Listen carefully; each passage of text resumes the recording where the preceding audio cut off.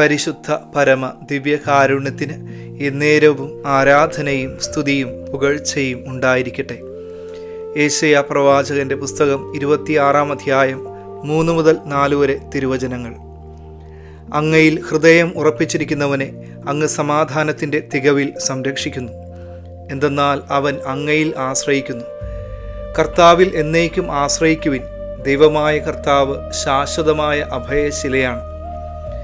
വിശുദ്ധ ഗ്രന്ഥം നമ്മളെ പഠിപ്പിക്കുക, ഹൃദയത്തെ വിശുദ്ധീകരിക്കാതിരിക്കുമ്പോൾ മനുഷ്യൻ്റെ ഹൃദയത്തിൽ നിന്നാണ് തിന്മ കടന്നു വരുന്നത് എന്നാണ്.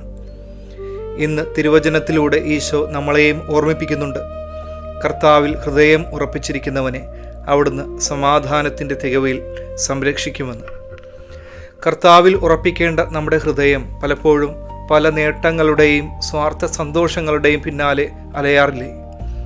ഈ ഹൃദയത്തിൽ നിന്നുമാണ് വെറുപ്പിൻ്റെയും വിദ്വേഷത്തിൻ്റെയും തിന്മ പുറത്തു വരുന്നത്.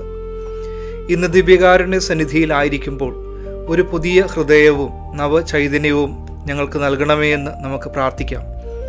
വിശുദ്ധ അഗസ്റ്റിൻ ഇപ്രകാരം പറയും: ശുദ്ധമായ ഒരു ഹൃദയം സൃഷ്ടിക്കപ്പെടേണ്ടതിന് അശുദ്ധമായ ഒന്ന് തകർക്കപ്പെടേണ്ടതുണ്ട്.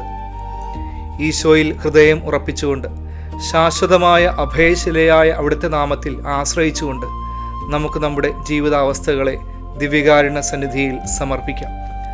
സാമ്പത്തിക ഞെരുക്കങ്ങളിൽ, രോഗപീഠകളിൽ, തിന്മയുടെ സ്വാധീനങ്ങളിൽ ഈശോയുടെ രക്ഷാകരമായ നാമത്തിൻ്റെ ശക്തി വ്യാപരിക്കട്ടെ. പ്രതിസന്ധികളെ അതിജീവിക്കുവാനുള്ള ശക്തി പരിശുദ്ധാത്മാവ് നമ്മുടെ ഹൃദയങ്ങളിലും നിറയ്ക്കട്ടെ. സർവശക്തനായ ദൈവം, പിതാവും പുത്രനും പരിശുദ്ധാത്മാവും നിങ്ങളെ സമർത്ഥമായി അനുഗ്രഹിക്കട്ടെ. പരിശുദ്ധ പരമ ദിവ്യകാരുണ്യത്തിന് എന്നേരവും ആരാധനയും സ്തുതിയും പുകഴ്ചയും ഉണ്ടായിരിക്കട്ടെ.